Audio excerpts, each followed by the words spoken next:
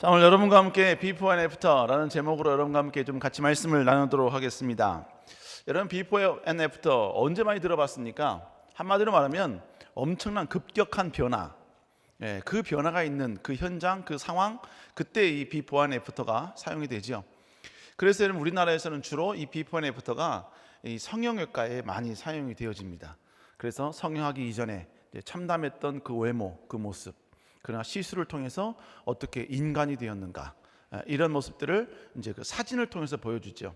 그러면 그 모습을 보고 사람들이 와, 세상이 이렇게 변하는구나, 그러면서 이제 담당 의사를 선택하게 되는 것입니다.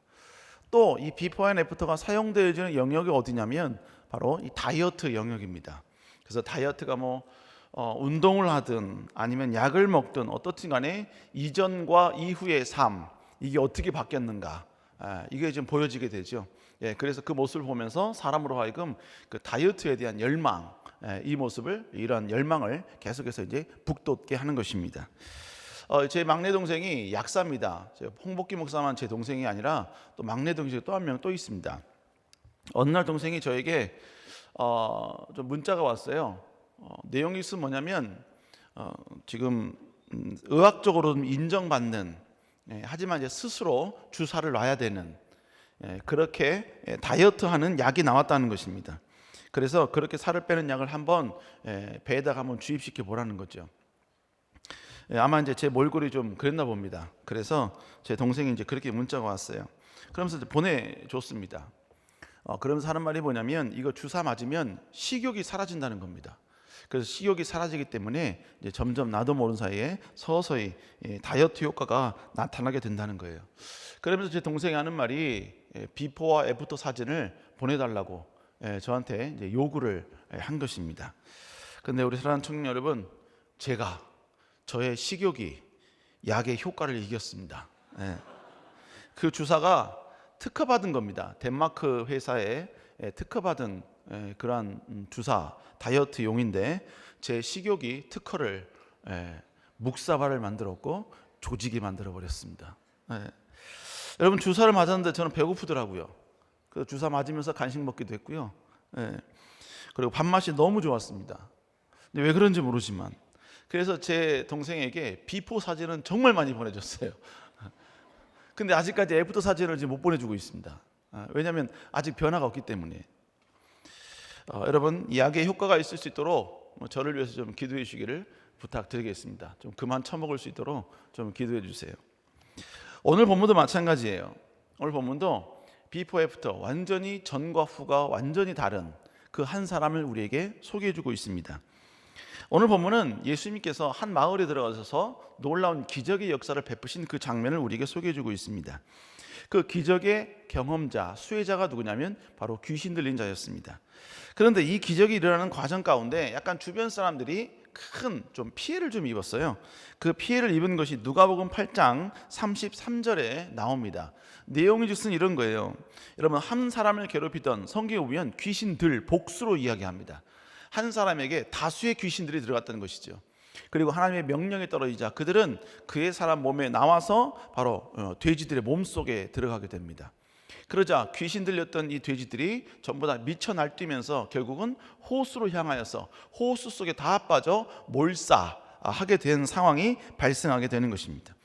자, 그러자 이 상황이 되자 누가 제일 화들짝 놀라겠습니까? 당연히 돼지의 주인들이겠죠. 그래서 이 돼지의 주인들이 바로 예수님께 모여듭니다. 그런데 예수님만 그 주인들만 모여든 게 아니라 그 마을에 살고 있는 모든 사람들이 예수님께 다 몰려든 거예요. 그러면서 몰려들어 난 이후에 예수님께 황당한 요청을 합니다. 자, 누가복음 8장 37절 우리 한번 읽어볼까요? 시작. 거라사인의 땅 근방 모든 백성이 크게 두려워하여 예수께 떠나가기를 구하더라. 예수께서 배에 올라 돌아가실세. 여러분, 모든 사람들이 예수님을 향해 자기를 떠나달라고 요청하는 겁니다. 자, 그렇게 다 예수님을 떠나달라고 아우성 칠 때 여러분, 유독 한 사람만 예수님을 따라오는 사람이 있었습니다. 그 사람이 바로 예수님을 통해서 놀라운 치유를 경험했던 사람이죠. 자, 누가복음 3장 38절입니다. 8장 38절 시작. 귀신 나간 사람이 함께 있기를 구하였으나 그를 보내어 이르시되. 여러분, 그에게 보내시면서 예수님께서 말씀하시는 거예요. 그 내용이 뭐냐? 39절에 보니까 너 나 따라오지 말고 네가 살고 있는 집에 머물러라. 그러면서 성을 다니면서 네가 예수님을 어떻게 만났는지를 선포하고 증거해라. 이렇게 이제 명령을 내리십니다. 그러자 이 사람은 예수의 말씀대로 순종을 합니다. 이것이 오늘 본문의 전반적인 내용입니다. 자, 그러면 오늘 본문을 통해서 우리가 알아야 할 내용은 뭔가? 여러분, 성경의 스토리를 그냥 어느 하나에 전혀 의미 없는, 교훈 없는 그냥 내러티브로 우리가 해석해서는 안 됩니다. 봐서는 안 돼요. 하나님을 통해서 어떤 역사가 일어났고 예수님을 통해서 어떤 스토리가 계속해서 우리에게 소개되어졌다면 그 스토리를 통해서 하나님은 우리에게 무언가를 말씀하시는 것입니다. 예수님이 우리에게 말씀하길 원하시는 내용과 교훈이 그 안에 담겨져 있다는 것이죠. 그러니까 우리는 그 스토리, 어떤 사건, 어떤 이벤트, 이걸 보면서 예수님은 과연 어떤 분이신가, 우리에게 전달하길 원하시는 메시지는 무엇인가, 이거를 깨달을 필요가 있는 것입니다. 오늘 다시 한번 오늘의 이 사건을 통하여서 다시 예수님이 우리에게 전달하길 원하시는 그 중심, 교훈을 한번 서로 나누기를 원합니다. 첫 번째로, 여러분, 우리 주님은 연약한 우리를 찾아와 주시는 분이시다라는 것입니다. 여러분, 우리 주님은 우리에게 찾아와 주시는 분인 줄로 믿습니다. 아멘. 우리가 어떤 글을 읽을 때요, 그 글 속에 한 단어가 어마어마한 큰 의미를 담겨서 이야기해 줄 때가 있습니다. 그리고 단 한 단어지만 그 단어를 통해서 엄청난 많은 분량의 것을 우리에게 소개해 줄 때가 있어요. 이것이 이제 주로 추리소설이나 아니면 일반 소설에서 사용되어집니다. 이걸 다시 한번 어떤 말로 표현하고 있냐면 복선이라고 이야기를 하죠. 여러분 많이 들어보셨죠? 복선. 여러분, 황순원 소나기에서도 소녀와 소녀가 만나서 막 대화를 하고 막 놉니다. 그러다가 이제 뭐 진달래꽃이 뭐 좋다 막 이렇게 이야기하다가 소녀가 갑자기 소년에게 나는 보랏빛이 좋다라는 고백을 하지요. 근데 그 소녀가 보랏빛이 좋다라고 이야기하는 것은 모든 문학자들이 그걸 복선이다라고 이야기를 합니다. 왜냐하면 이 부정적 의미의 이 보라색을 좋아한다라는 표현은 이 여인은, 이 소녀는 조만간에 죽게 될 것이다. 지금 이렇게 같이 즐거운 시간을 갖고 있지만 결국 이 소녀의 마지막은 죽음이다 라는 것을 독자에게 알려준다는 것입니다. 바로 이러한 내용을 양뻥이라고 불리는 그런 별명을 가지신 저희 중학교 국어 선생님께서 말씀해 주셨습니다. 우리 중학교 국어 선생님이 성이 양씨신데요, 이름은 아직도 몰라요. 이름 몰라요. 그냥 양뻥. 왜냐하면 이분이 말씀하시면 거의 한 70-80%가 다 구라예요. 그래가지고 저희들이 양뻥 이렇게 이제 별칭을 부여해 주신 분이시죠.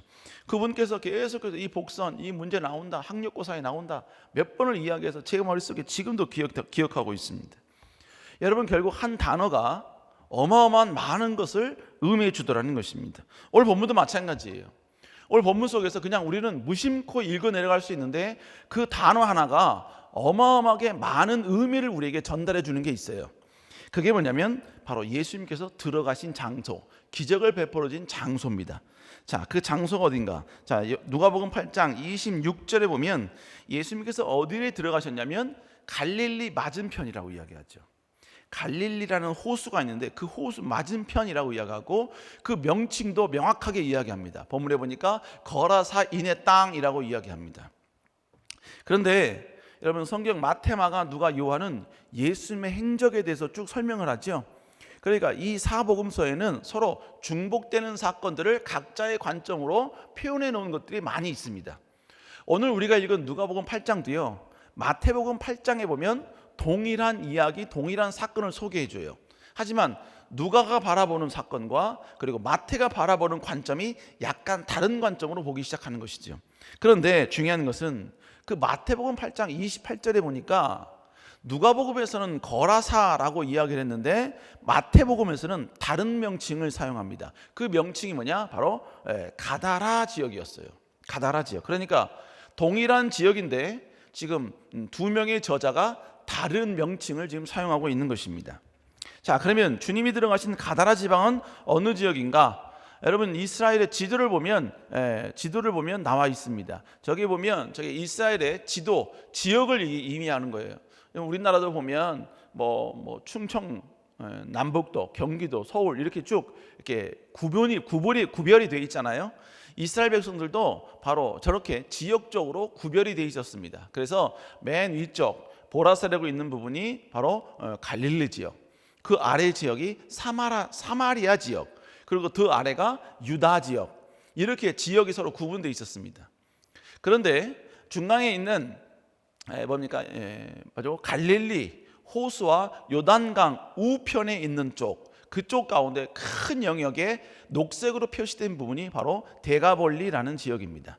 저 데가볼리 지역 바로 북서쪽에 위치한 저 도시가 바로 우리가 알고 있는 가다라 지역이라는 이야기죠. 여러분, 데가볼리 지역에 위치하고 있다라는 의미는 뭘 말하냐면 지금 이 가다라 지역은 이방 땅이다라는 의미인 것입니다. 여러분, 사마리아 땅과 이방 땅은 또 다릅니다. 또 달라요. 갈릴리 지역과 또 달라요. 이방 땅이라는 얘기 뭘 말하냐면 절대로 유대인들이 들어가지도 않는 땅, 유대인들이 배척하는 땅, 유대인들이 그쪽은 완전히 저주받은 땅이라고 그렇게 인정하는 땅, 여러분 그런 땅이었다는 얘기죠. 그러니까 유대인은요 절대로 그런 이방들이 살고 있는 땅에 들어가지 않습니다. 심지어 이스라엘 백성들은요 사마리아 땅들조차도 하나님의 저주받은 땅이라 그래서 사마리아 땅을 밟지 않으려고 여러분요 그렇게 돌아가는 그러한 여러분 강성 신앙인들이었습니다. 그러니까 이방인 지역이다. 여러분, 이것은 그들은 완전 거들떠보지도 않고 완전 개 돼지 취급하는 그러한 사람들이 사는 지역, 여러분 그렇게 인정하고 있었다는 것이죠. 그런데 유대인이 그렇게 인정하는 그 지역을 유대인이신 예수 그리스도가 전혀 주저함 없이 그 땅에 들어갔다는 이야기입니다. 또 여러분, 신학자였던 조엘 그린이라는 신학자가 있는데요, 그 신학자가 오늘의 이 사건을 뭐라고 여러분 평가했냐면 예수님께서 이방인 땅으로 들어가는 최초의 행보다, 이렇게 이야기를 해놨습니다. 그러니까 지금 예수님께서는 오늘 이 가다라 지역에 들어가는 것은 어떤 의도성을 가지고 찾아가셨다는 이야기인 것이죠. 의도성을 가지고 갔다라는 이야기는 예수님은 일부러 그 땅에 들어가셨다라는 의미인 것입니다. 결국 주님은 희망이 없는 그 땅, 소망이 없는 그 땅에 찾아가신 분이셨다는 것입니다. 우리 사랑하는 여러분, 우리 주님은 소망이 없는 절망 가운데 있는 그 백성, 그 땅, 그 장소에 찾아오시는 분인 줄로 믿습니다. 이건 우리의 삶에도 마찬가지죠. 우리의 삶도 마찬가지예요. 여러분, 우리가 살기에는 우리의 삶이 나름 여러분 좋고 건전하고 멋있고 아름답죠. 그러나 여러분, 하나님께서는 뭐라고 말씀하시냐면 우리를 향하여서 진노의 자식들이라고 이야기하고 있습니다. 진노의 자녀들이 살고 있는 땅인 거예요. 온갖 범죄와 온갖 탐욕과 하나님의 진노를 일으킬 만한 여러분 그 모든 것에 팽배하고 있는 땅이 바로 이 땅이라는 것입니다. 그런데 여러분, 이 땅에 바로 예수님께서 찾아와 주셨습니다. 예수님이 이 백성 가운데 찾아와 주셨다라는 이 단어가 바로 예수님의 성육신, 인카네이션이라고 이야기하고 있는 것입니다. 여러분, 우리 주님은 이 땅에 꼭 오셔야만 되는 분이에요. 물론 하나님이 언약을 하셨기 때문에 오셔야만 합니다. 그러나 하나님이 언약을 만약 하지 않으셨다면, 약속하지 않으셨다면 굳이 예수님은 이 땅에 오실 필요가 없으신 분이십니다. 그럼에도 불구하고 예수님께서는 이 땅에 오셨어요. 그럼 예수님 이 땅에 오신 이유가 뭡니까? 여러분, 우리 주님은 우리를 만나기 위해서 이 땅에 오신 줄로 믿습니다. 우리를 다시 한번 만나셔서 우리에게 구원이라는 위대한 선물을 주시기 위해서 예수 그리스도가 이 땅에 오셨다는 거예요. 지금 우리가 여기 앉아있는 이유, 앉아있다, 지금 예배하러 앉아있다, 이 말은 의미하는 게 뭘까요? 이 땅에 하나님의 백성들을 찾으러 오신 예수님이 찾은 백성들이 지금 여기 앉아있다라는 의미인 것입니다. 하나님이 여러분이 하나님을 알기 이전에, 예수님을 알기 이전에 예수님께서는 여러분의 이름을 아시고 여러분의 이름을 부르셨고 여러분 기억하셨고 그리고 여러분을 선택하셔서 바로 이 자리에 우리를 인도해 주신 줄로 믿습니다. 갈라디아 7장에 보면요, 갈라디아서 보면 때가 참에라는 단어가 나와요. 제가 말씀을 묵상하다 그 때가 참에라는 그 말씀을 보면서 얼마나 큰 감격과 은혜를 입었는지 몰라요. 때가 되니까 예수님이 이 땅에 오셨다는 거예요. 때가 되니까 예수님께서 우리를 찾기 위해서 이 땅 가운데 내려오셨다는 것입니다. 근데 여러분, 그 때가 참이라는 그 단어 가운데 그 단어가 결국은 뭐예요? 지금부터 2000년 전에 오셨다는 얘기 아닙니까? 그때가 내려오실 때였다는 얘기 아닙니까? 근데 제가 역사에는 물론 만약을 허용하지 않습니다. 그래서 제가 그 순간 만약이라는 단어를 한번 대입해 보았어요. 만약에 예수님이 2000년 전에 오지 아니하시고 1500년 전에 만약 오셨다면 과연 나는 지금 예수 그리스도를 믿고 있을까? 예수 그리스도를 나의 구주로 과연 믿을 수 있는 그런 가능성이 나에게 있을까? 여러분, 지금 우리가 살고 있는 이 땅에 복음이 들어온 지 여러분 200년 채 되지 않습니다. 그러면 예수 그리스도가 2000년 전에 오셔서 조선 땅에 복음이 들어온 때까지 걸린 기간이 1800년이었습니다. 그 1800년이라는 기간이 있어야지만이 유대에서부터 여러분이 완성된 그 복음의 역사가 여러분 조선 땅까지 올 수 있는 것이고, 그리고 그 200년이 지나야지만이 그 복음이 지금 앉아있는 우리들의 가슴까지 전달이 될 수 있었다는 이야기예요. 그런데 예수님께서는 정확하게 우리에게 복음이 전파되기 위하여 정확하게 여러분 2000년 전에 오셨기 때문에 지금 우리가 예수 그리스도를 믿고 있고 영접하고 있는 놀라운 축복을 누리고 있다는 것입니다. 그게 결국은 뭐야? 그게 바로 때가 참의 의미였다는 것입니다. 때가 찼기 때문에, 우리를 구원할 때가 이때이기 때문에, 우리에게 복음이 전파되기 위해서는 지금 이때 오셔야 되기 때문에 그때 예수님께서 이 땅 가운데 우리를 위해 찾아와 주셨다는 것입니다. 우리 사랑하는 청년 여러분, 그러므로 우리는요, 예수 그리스도가 우리를 위해 찾아와 주셨다는 이 사실이 우리에게 엄청난 큰 은혜요, 축복이요, 감격이 되어야 될 줄로 믿습니다. 이걸 여러분은 예정이라고 이야기해요. 하나님의 구원받은 백성들은 이미 하나님 앞에 구원받기로 예정이 되어 있다는 것입니다. 여러분들 우리 가운데 남아있는 것은 이미 우리가 태어나기도 이전서부터 하나님은 우리를 예정하사 이 땅에 보내셨고 우리에게 놀라운 구원의 복음의 소식을 아름답게 심어주셨다는 것입니다. 우리 청년 여러분, 이것이 우리 그리스도인의 위대한 자존심이 되어야 될 줄로 믿습니다. 자존감이 되어야 될 줄로 믿습니다. 여러분, 물론 구원과 그 모든 것들은 다 하나님이 우리에게 찾아와 주셨기 때문에 된 거예요. 그럼 우리는 가만히 있으면 되느냐? 아니요. 성경은 참 희한하게 그런 말씀하십니다. 너희가 나를 찾을 만할 때 찾아라. 너희가 전심으로 나를 찾고 찾으면 나를 만나리라. 여러분, 하나님이 우리를 찾아와 주셨어요. 그래서 구원이라는 위대한 축복의 약속을 우리에게 성취시켜 주셨습니다. 우리에게 여러분 선물로 주셨다고요. 그런데 구원을 받은 우리는 여전히 하나님을 찾아야 되는 의무가 우리에게 있다는 거예요. 하나님을 간절히 사모해야 되는 의무가 우리에게 있다는 것입니다. 여러분, 그러므로 우리는 그리스도인이라면 하나님과의 인격적 만남을 위해서 하나님을 찾는 자가 되어야 됩니다. 그리스도 앞에 엎드리는 자가 되어야 됩니다. 그리스도 앞에 다시 한번 나와 하나님과의 교제하기를 갈망하는 자가 되어야 된다는 것입니다. 그걸 포기하면 여러분 그리스도인으로서의 생명력을 포기하게 되는 것입니다. 여러분, 그래서 하나님을 찾고 찾아야 되는 그 기회, 그 시간을 우리가 아주 인텐시브하게, 아주 집중적으로 여러분 우리 시간을 정해서 하나님을 찾고 있지요. 그게 결국 뭡니까? 바로 국내 선교 업나이스 캠프인 겁니다.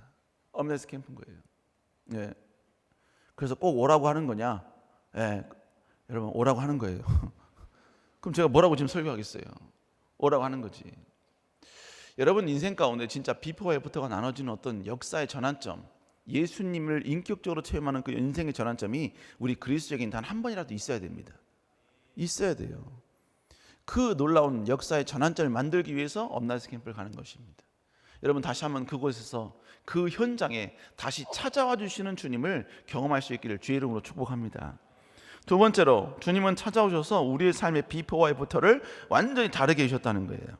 자, 예수님은 가다라 땅에 찾아오셨죠. 근데 찾아오셨는데 누구를 만나러 오셨느냐?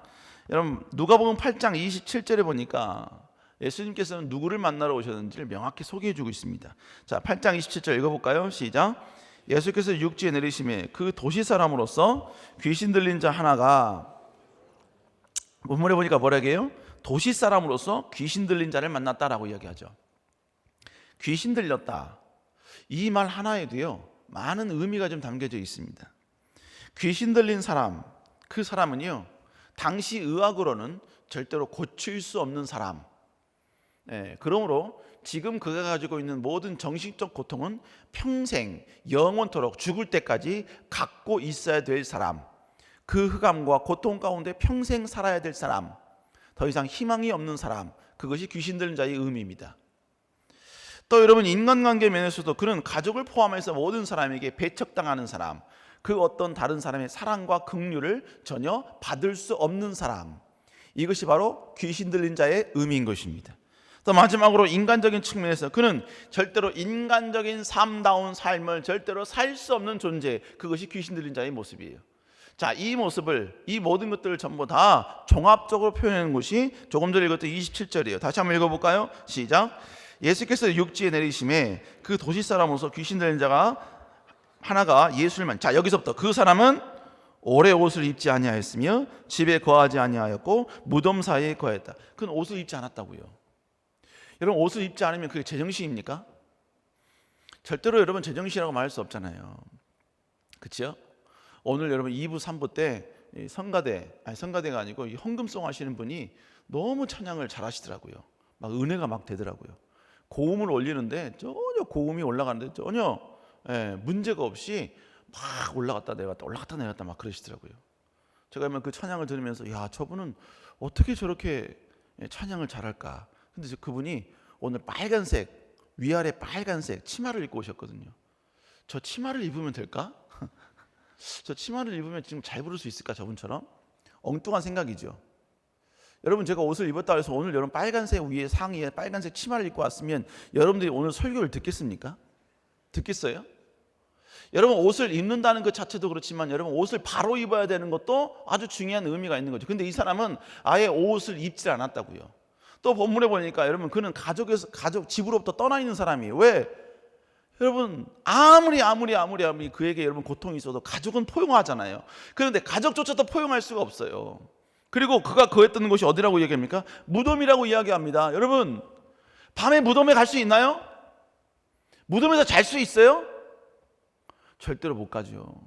절대로 못 갑니다. 제가 옛날에 과거에 중등부 사역할 때 담력 실험한다고, 오직 예수 그리스도 그분 한 분만을 앞세우고 우리 모든 귀신들 다 이겨야 된다고, 여러분 그렇게 하고 나서 여러분 담력 실험을 했습니다. 밤 12시에 2명씩 짝지어 가지고요, 한 1km 정도를 걷게 했어요. 중간중간에 우리 청년들 숨겨놓고 걸어가게 했어요. 그랬더니 애들이 뭡니까? 막 가다가 막 깨악 소리 나는 거죠. 그때마다 오직 예수 승리해, 오직 예수 승리해 막 그랬거든요. 근데 애들이 결국 어쩔 수 없이 그냥 가는 거죠. 왜? 뒤에서 막 목사가 소리치니까 갈 수밖에 없죠. 근데요, 좀 있다가 여기저기서 전화가 와요. 여기저기서. 알고 봤더니 귀신 역할을 하는 청년들이에요. 목사님 무서워요. 목사님 이거 언제 끝나나요? 너무 무서워요. 목사님 너무 무서워요. 너무 무서워요. 그리고 심지어 어떤 청년, 목사님 아무것도 모르고 왔는데 뒤에 무덤이 있네요. 목사님 저 자리 바꿔주시면 안 될까요? 이상한 소리가 들려요. 그러면서 여러분 계속 전화가 오네요. 계속 전화가 와요. 좀 전에 뭐라고 합니까? 오직 예수 그리스도, 오직 예수 그리스도. 그래서 결국 그 청년들 한 새벽 3시인가 4시까지 거기서 여러분 쭈그리고 앉아서 계속 귀신 역할을 했어요.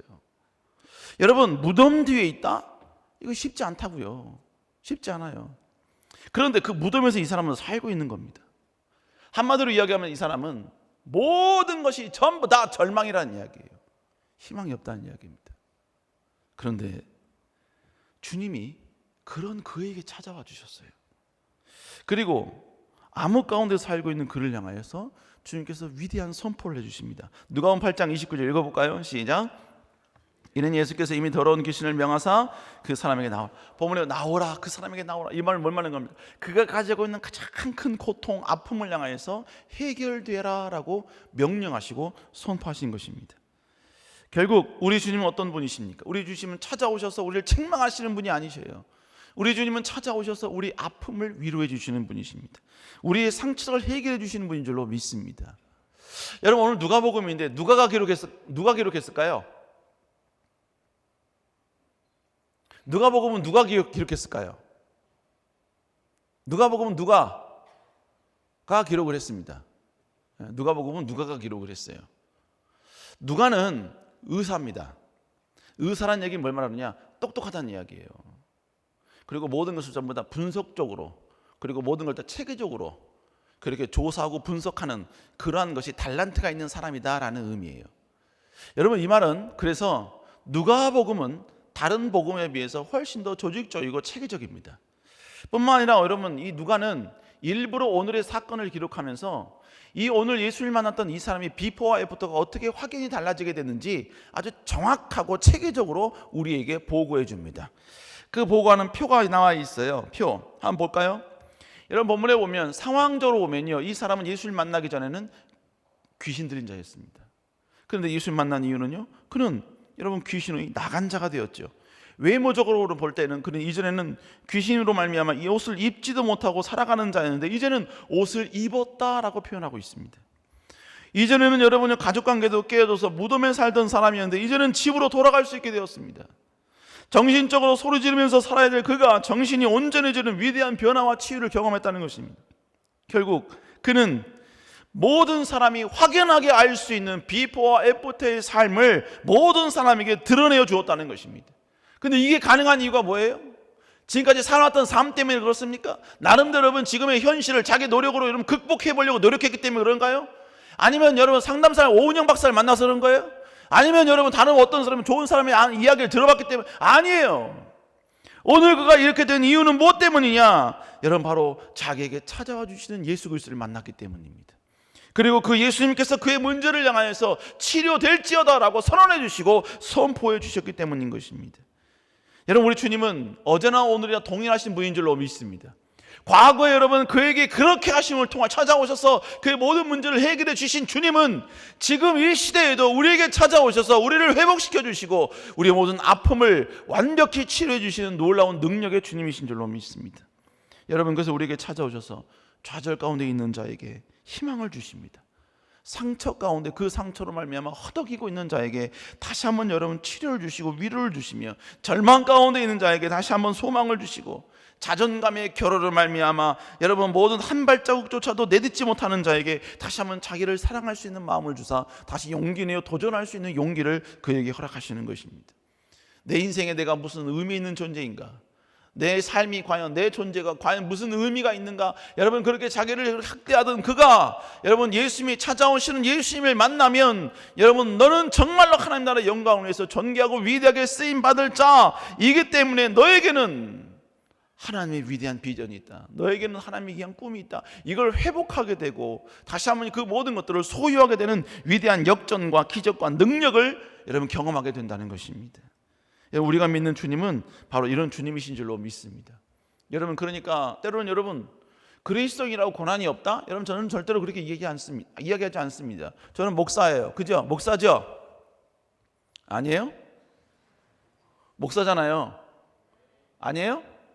맞잖아요. 그죠? 뭐 여러분들이 인정하든 인정하지 않든 저는 목사입니다. 예. 여러분이 다 인정 거부 안 해도 거부해도 저는 목사예요. 저의 자존감과 저의 가치관과 제가 저를 향한 정체성 바로 그게 맞아요. 그래서 여러분들이 뭐라 해도 여러분 제 정체성은 절대로 흔들리지 않아요. 여러분 그렇다고 해서 저에게 고난이 없을까요? 아픔이 없을까요? 아니요. 고난이 있습니다. 지금 설교하는 중간에도 누가 졸아요. 어마어마한 저에겐 고난이에요. 어마어마한 상처입니다. 어마어마한 아픔이에요.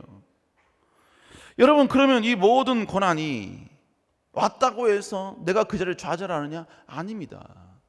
언제나 찾아와 주시는 그 주님을 내가 경험하게 되는 거죠. 체험하게 되는 거죠. 그러니까 고난이 왔을 때 우리는 어떤 고백하는 겁니까? 우리 고난이 왔을 때 이런 고백을 하는 거예요. 주님, 내가 어떤 상황에서도 다시 주님 바라보고 일어나겠습니다. 주님, 내 가슴이 찢어졌습니다. 내가 무너졌습니다. 다 빼앗겼습니다. 모두가 다 나에게 등을 돌립니다. 예기치 못한 인생의 무거운 짐이 나를 짓누릅니다. 전혀 예상치 못했던 온갖 화살이 나를 향해 날아오고 있습니다. 주님, 실패했습니다. 하나님, 낙심했습니다. 내 인생에 희망이 없는 것 같습니다. 그러나 그럴지라도 이런 나를 찾아와 주사 나의 이 모든 어두움을 해결해 주신 그 주님 바라보고 일어나겠습니다. 그 주님 보고 다시 한번 늘어뜨리는 어깨에 다시 한번 힘을 내서 전지에 나아가겠습니다. 모두가 다 배신해서 그것 때문에 인생이 끝인 줄 알았는데 그 사람 배신해도 주님은 나를 배신하지 않셨습니까? 주님 바라보고 일어서게 하여 주옵소서. 우리 이 고백으로 나가는 줄로 믿습니다. 우리 찬양할까요? 예수의 이름으로. 예수의 이름으로 나는 일어서리라. 주가 주신 능력으로 나는 일어서리라. 원수가 날 향해 와도 쓰러지지 않으리. 주가 주신 능력으로 주가 주신 능력으로 주가 주신 능력으로 다시 한번 찬양할까요? 예수의 이름으로 나는 일어서리라. 예수의 이름으로 나는 일어서리라. 주가 주신 능력으로 나는 일어서리라. 원수가 날 향해 와도 쓰러지지 않으리. 주가 주신 능력으로 주가 주신 능력으로 주가 주신 능력으로 일어서리. 빨간 치마 입고 했으면 더 잘 불렀을 텐데 우리 사랑하는 청년 여러분, 다시 찾아와 주시는 그 주님 바라보고 승리할 수 있는 여러분 되시기를 주의 이름으로 축복합니다. 이제 마지막으로 우리 신앙의 비포와 애프터가 좀 달라져야 돼요. 달라져야 됩니다. 예수님의 기적의 현장이 일어났지요. 놀라운 역사 현장이 일어났지요. 예수님의 전능성이 드러나는 표현되는 그러한 상황이 발생했죠. 여러분, 그런데 그 놀라운 기적의 역사가 일어나는 그 현장에 두 부류의 사람이 등장합니다. 여러분, 이 자리에서 하나님의 놀라운 기적의 역사가 일어나도요, 두 부류의 이 사람은 반드시 존재하게 되어 있습니다. 아니, 여러분, 저 세상에 나가서 갑자기 여러분 하늘문이 열리고 하늘의 위대한 천사가 보여주는 그 현상을 하나님께서 우리에게 보여줘도 인간은 어쩔 수 없습니다. 이 두 부류로 완벽하게 분리되게 되어 있습니다. 그러면 이 두 부류는 누구인가? 첫 번째는 거라사 사람들이었습니다. 거라사 사람들. 이 사람들은 예수님이 놀라운 기적을 보여주는 모습 봤어요. 기적의 그 현장에서 귀신 들린 자가 회복되는 그 모습도 봤다고요. 여러분, 그랬기 때문에 그들의 마음에 어떤 마음이 드냐면요, 자, 누가복음 8장 37절에 보니까 그들 마음 가운데 크게 두려워했다라고 말합니다. 여기서 두렵다라는 이 단어가 헬라어 원문에 보면 포보스라는 단어인데요, 이건 어떤 공포, 뭐 귀신을 보고 두려움, 그런 두려움이 아니에요. 여기서 말하는 이 두려움은 어떤 경외심입니다. 어떤 경배하는, 어떤 여러분 내가 도저히 범접할 수 없는 어떤 존재에 대한 그 두려움, 뭐 그런 걸 지금 이야기하고 있는 겁니다. 이건 뭘 말하냐면, 그러면 그들은 지금 예수님 보고, 아, 예수님은 별다른 분이구나, 위대한 분이구나, 강력하신 분이구나, 신중의 신이구나, 이걸 깨달았다는 이야기예요. 그런데 이걸 깨달았으면 뭐합니까? 이걸 알았으면 뭐예요? 여러분, 그 다음에 이들의 현상, 이들의 요구가 뭐냐면요, 자, 누가복음 8장 37절 노란 부분을 읽어볼까요? 노란 부분만 시작. 여러분, 예수께 떠나기를 구하였더라. 지금 이들이 예수님께 한 고백이 뭐냐면, 예수님 떠나달라 이거예요. 떠나달라. 자기로부터 멀어지게 해달라. 자기로부터 멀리 가라 이거입니다. 왜 그랬느냐? 여러분, 조금 전에 말씀드렸죠. 예수님의 기적으로 말미암아 여러분, 그들이 케어하고 돌봤던 돼지떼들이 다 죽었거든요. 즉, 예수님 때문에 재산상의 손해가 생기기 시작했어요. 예수님 때문에 평범했던 자기 삶에 손해가 오기 시작을 했습니다. 예수님 때문에 여러분 아무 생각 없이 그냥 그럭저럭 살던 그의 인생 가운데 왠지 모를 여러분 자기의 희생할 것이 생기기 시작했다는 거예요. 그러니까 예수님 특별한 분인 거 알아요? 위대한 분이라는 거 압니다. 그래서 여러분 자기의 모든 돼지들이 다 죽었음에도 불구하고 예수님께 가서 막 따지거나 멱살을 잡거나 여러분 그러지 못했어요. 왜? 예수님 위대하다는 걸 알기 때문에, 두려움이 있기 때문에 그렇게 못했어요. 그런 믿음이 그들 마음 가운데 있다고요. 그럼에도 불구하고 그들이 원했던 건 뭐냐? 예수님 자기를 떠나달라 이거예요. 여러분 이 고백은 결국 어떤 고백이냐? 예수님이 지금 어떤 기적을 행하고 어떤 역사를 베풀고 어떤 하나님의 관심이 있어도 나는 예수님을 몰랐던 그 시절, 예수님을 전혀 체험하지 않았던 그 시절, 주님이 우리의 마을에 오지 않았던 그 시절, 그때 그 삶, 그때 그 즐거움, 그때 그 쾌락, 그때 그 일상으로 나는 돌아가겠다는 것입니다. 예수 그리스도가 내 인생에 들어와서 예수님 때문에 내가 희생하고 뭔가를 포기하고 이런 삶 싫다는 것입니다. 예수님이 오셔서 내가 뭔가 요구하고 요청하고 그것 때문에 내가 내 시간을 드리고 이거 싫다 이거예요. 그러니까 결국 뭡니까? 나는 절대로 예수님이 원하시는 그 삶 살 수 없으니까 다시 떠나주십시오. 나는 그 이전 그 삶으로 다시 되돌아가서 나는 그렇게 살겠습니다. 이 고백이라는 것입니다.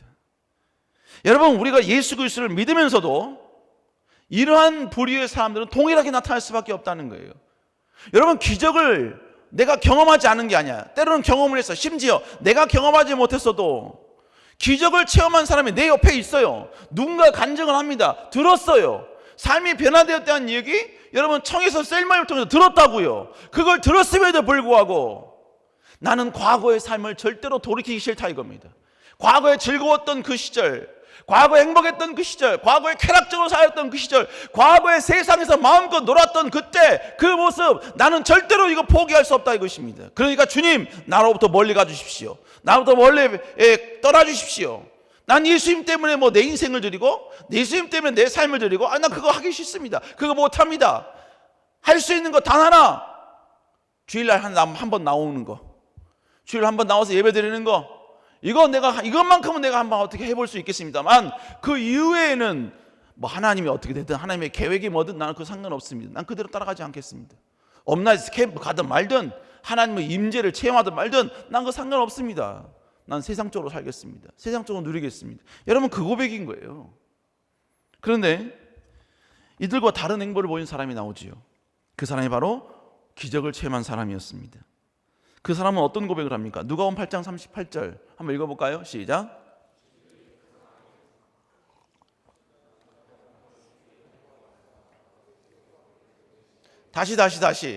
다시 꼭 귀신 들린 자 같았어요. 다시 시작. 귀신 나간 사람이 예수님과 함께 하기를 원했다고요.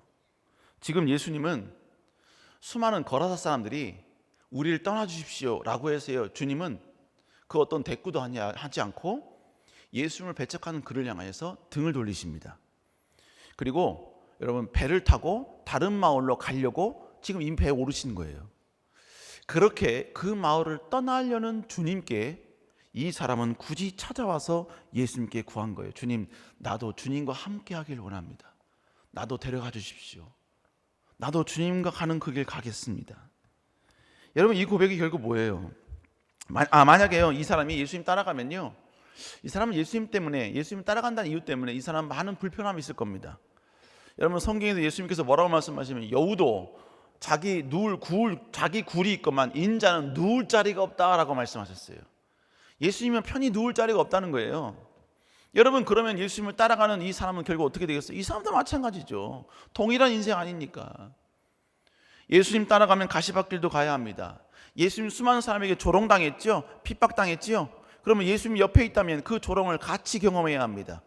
여러분 예수님을 향하여 던졌던 여러분 그 모든 모욕적인 말, 그 말도 때로는 받아들이고 수용을 해야 됩니다. 그런 고난의 길을 가야 돼요. 그럼에도 불구하고 이 사람은 전혀 주님과 함께하는 그 길을 포기하지 않았습니다. 함께 가길 원했다고요. 이 말이 뭘 말하는 거죠? 이 사람은 예수님을 만난 애프터의 삶을 끝까지 고수하겠다는 결단인 것입니다. 내가 예수를 만난 이후에 변화되었고 은혜를 회복했고 그 기쁨을 회복한 그때의 삶, 그때의 감정, 그때의 모습, 이걸 끝까지 유지하면서 하나님과 함께하고 싶다는 것입니다. 하나님과 동행하고 싶다는 것입니다. 하나님의 기쁘심을 위하여서 쓰임받는 존재가 되고 싶다는 거예요. 예수님 때문에 때로는 모욕도 경험할 수 있어, 아픔도 경험할 수 있어, 예수님 때문에 빼앗길 수도 있어. 그럴지라도 주님과 함께하는 그 애프터의 삶 전혀 주저하지 않겠다는 것입니다. 여러분, 우리가 이 땅을 살면서 주님에 대한 그 뜨거운 은혜와 은총이 있는 사람은요, 이렇게 애프터의 삶을 살겠다고 결단하게 되어 있다는 것입니다. 우리 청년들 다 마찬가지죠. 우리 청년들도 마찬가지죠. 우리 청년들 가운데 하나님의 은혜를 경험한 청년들이 참 많이 있습니다. 그 청년들 보면 참 대단하고 대견한 것 같아요. 오늘 지난 토요일에도 이런 온리 리더라는 그 이니셜 앞부분 따가지고 온리 리더 수양회를 좀 했습니다. 비전 선포식을 했죠. 거기 나온 청년들 보니까, 물론 여러분 거기 나온 청년 가운데 막 선남선녀 얼굴이 막 너무나 아름답고 막 미스 코리아 미스터 코리아가 될 그런 청년들 많았습니다. 다였어, 다. 물론 비록 원빈처럼 안 생겼을지라도 여러분, 저는 어느 누구보다 너무너무 귀한 거예요. 누가 비교할 수 없는 너무너무 예쁘고 너무너무 여러분 사랑스럽고 막 그런 거예요. 왜? 주님 나라 영광을 위해서 함께 쓰임 받겠다고 지금 결단해서 그 자리에 온 거 아닙니까? 우리 청년들 가운데 여러분, 결혼을 위해서 돈을 모아놓은 청년이 자매가 있었어요. 태국 선교를 간 거예요. 근데 그 태국 선교의 그 교회가 짓다가 멈춰졌어요. 십자가도 못 달 정도였습니다. 돈이 필요하다, 그렇게 선교사님 말해주니까 이 청년이요, 그러면 자기가 헌금을 하겠다. 처음에는요, 이게 어떤 돈인지를 설명 안 해줬어요. 근데 나중에 이제 알고 보니까 자기 결혼 자금이었더라고요. 그래서 그 자금을 전부 다 헌금을 했습니다. 그래서 그 교회가 세워졌습니다. 지금도 그 교회가 세워졌습니다. 이번에 태국 선교할 때 그 교회 갈 겁니다. 그리고 나서 다음 해가 되니까 이제 태국 선교를 갔지요. 청년들과 함께 그 태국 선교 그 지역을 갔는데 그 교회가 이제 아름답게 세워졌지요. 여러분, 거기서 이제 선교 사역을 하는데 거의 떼 앞에서 하거든요. 태양 밑에서 합니다. 그러다 보니까 청년들이 너무 지쳐. 그러니까 선교하다 보면 지치다 보니까 이제 다 끝나고 나면 1시간 정도 어느 정도 쉬는 시간을 줍니다. 그러니까 청년들 어떻게 하냐면 이제 쉬려고 그늘 밑에 가서, 우리 청년들 갈 때 막 여기저기서 막 이 더우면 먹으라고 막 초콜릿 주고 막 이러거든요. 그래서 청년들이 선교 갔다 오면 좀 쪄서 옵니다. 왜냐하면 막 초콜릿 먹고 막 이러니까 굳이 안 먹어도 되는데 그냥 주니까 어차피 어쩔 수 없이 먹어야 되잖아요. 그러니까 막 먹어요. 막 먹습니다. 이제 그래서 제가 약의 효능을 이긴 거예요. 어찌됐건 여러분이 그렇게 막 흩어져서도 쉽니다. 그런데 이 청년은요, 뭐 하냐면 그 교회에 들어가요. 교회 들어가서 맨 앞자리에 앉아서 그냥 가만히 앉아 있습니다. 가만히 앉아 있어요. 제가 여러분 여기저기 돌아다니다가요, 우연찮게 그 교회를 들어갔어요. 근데 그 청년이 맨 앞자리에서 가만히 있더라고요. 저는 조는 줄 알았어요. 그래서 가까이 가서 봤더니요, 거기서 울고 있더라고요. 울고 있어요. 여러분, 그가 왜 울고 있었을까요? 돈이 아까워서 울었을까요? 괜히 드렸다 그래서 울었을까요? 아니에요. 자기에도 물론 귀한 돈이지만, 물질이지만 하나님 나라 영광을 위해서, 몸된 교회를 위해서 자기의 이 보물이 아름답게 쓰여졌다는 그 기쁨, 그 감격, 그것 때문에 그 청년은 울고 있었던 것입니다. 그리고요, 제가 단언컨대 그 청년은 언젠가 하나님의 부르심을 받을 겁니다. 늙어 죽는다는 이야기죠. 그가 늙어 죽을지라도 그가 헌신했던 그 교회는 주님 오시는 그날까지 그 장소에 세워져서 수많은 영혼들을 구원하는 위대한 방주 역할을 감당하게 될 것입니다. 이 청년은 그걸 안 거예요. 그걸 안 겁니다. 그래서 자기를 감동하사 하나님의 그 기쁘신 뜻을 위하여서 헌신할 수 있는 은혜를 주신 게 너무 감사한 거예요. 그래서 막 운 겁니다. 물론 여러분, 그 청년의 헌금한 그 금액이 충분치 않았어요. 그래서 어떤 청년이 충분치 않다는 이야기 듣고 그 청년도 자기가 모은 작은 돈이죠, 그 작은 헌금을 또 했습니다. 그래가지고 그 당시에 다 지었는데 창문이 안 지어졌다 그래가지고 그 청년이 헌금한 걸로 창문을 지었어요. 그랬더니 그 청년 선교지 가면 걔는 또 창문 붙들고 울고 있어요. 창문 붙들고. 여러분, 이게 다 뭘 말하는 겁니까? 나를 사랑하신 그 주님께 애프터의 삶을 살겠다라고 결단하고 고백. 그런데 여러분, 이 애프터의 삶은요, 저절로 되는 게 아니에요. 주님의 은혜가 우리에게 임할 때 이 모든 게 가능하게 되는 것입니다. 특히 여러분, 업나이트 캠프 이번에 시작합니다. 업나이트 캠프 여러분 다음 주죠. 여러분 올라면 오기 싫으면 오세요. 여러분, 저는 이 업나이트 캠프를 통해서 얼마나 많은 청년들이 변화되는지를 난 봤어요. 심지어 여러분, 중학교 때 또 담배 폈던 애가 업나이트 캠프 둘째 날 가가지고 하나님의 은혜 체험하고 여러분 금단 현상 없이 끊기게도 봤습니다. 지금 왔나 모르겠는데 걔가 바로 은석이에요. 여기 있나요? 박은석이? 네, 은석이가 그랬어요. 그래서 여러분 그 청년, 여러분 그때 낙산에서 했는데 낙산에서 여러분 여기까지 오는데 3시간 걸리거든요. 차가 없어가지고 차 꽉 차가지고요. 걔가 제 차 베르나라는 그 차 뒤에 걔랑 동기가 한 명 있었는데 걔도 거기 가서 은혜 받아가지고 둘이 여러분요 제 차 뒤에 타고 왔어요. 3시간 동안 찬양을 부르는데 여러분요 와 진짜 완전 예수 그리스도 이름으로 막 이러고 싶은 마음이 막 들더라고요. 이제 그만하자 좀. 근데 얘들은 막 너무 기쁜 거예요. 너무 행복해. 그러니까요 한 청년이 이제 끝날 때쯤 되면 또 얘가 부르고 그럼 또 막 부르고 또 이게 끝나면 또 얘가 또 생각난다고 또 부르고 여러분 이러면서 3시간 동안 듣고 왔어요. 제 뒤에서 막 귀에서 피나는 줄 알았어요. 근데 그 모습이 너무 아름다운 거야. 여러분 그러면서 은석이도 마찬가지로 원래는 그가 국악을 했거든요. 하나님 나라의 영광을 위해 쓰임받는 존재가 되겠다. 그래서 여러분 바로 여러분 뮤지컬과로 바꿨어요. 뮤지컬을 통해 사람에게 영광 돌리겠다. 여러분 그래서 지금은요 뮤지컬계에서 여러분 은서이가 여러분 거의 남자로서는 탑입니다. 탑 배우예요. 그리고 여러분 하나님 은혜로 또 여러분 이번에 여러분 또 드라마 넷플릭스에서 또 찍었지 않습니까? 이런 삶의 변화가 어떻게 일어났느냐? 무슨 어느 날 순간에? 아니요. 하나님의 강력한 성령의 역사가 임하니까 이런 비전이 없는 애가 비전이 생기기 시작하더라는 겁니다. 그리고 여러분 그 비전을 끝까지 유지할 수 있는 위대한 저력과 능력 이게 생기더라는 거예요. 인생의 목표와 방향성이 생기더라 이것입니다. 우리 사랑청 여러분 이런 여러분들 수 있길 다시 한번 여러분 축복합니다. 근데 여러분 본문에 보니까 이 사람 그럼 예수님 따라가느냐? 아니요. 예수님께서 갑자기 이런 말씀하십니다. 자, 누가복음 8장 38절 읽어볼까요? 노란 부분을 친 것만 시작.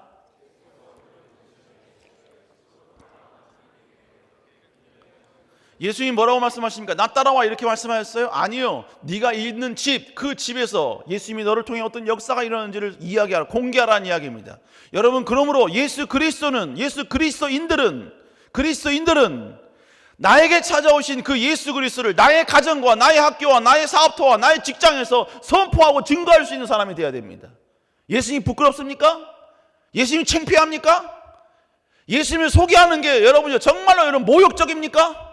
그게 진짜 예수 그리스도인 맞습니까? 여러분 예수 그리스도는 그러면 안 됩니다. 전해야 됩니다. 외쳐야 됩니다. 그리고 하나님의 명령과 계명에 따라 우리는 움직여야 됩니다. 하기 싫어도 그게 예수의 명령이라면 움직여야 됩니다. 그래서요 예루살렘과 온 유대와 사마리아 땅 끝까지 복음을 전하라 라는 이 명령 때문에 그래서 여러분 해외 선교하는 것이고 그래서 국내 선교하는 것입니다.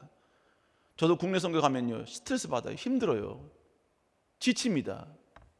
그래도 가는 이유는 뭐냐? 예수님의 그 명령 그 말씀 하나 때문에 그런 거예요. 그곳에서 나를 만나주신 그 주님을 증거하려고 그곳에서 나를 변화시키신 그 예수 그리스도를 다시 한번 공개하여 선포하려고 여러분 그렇게 하는 것입니다. 우리 사랑하는 여러분 다시 한번 여러분 25년도에는 이 놀라운 주님과 함께 전진할 수 있는 여러분 되시기를 다시 한번 주의 이름으로 축복합니다. 축복합니다.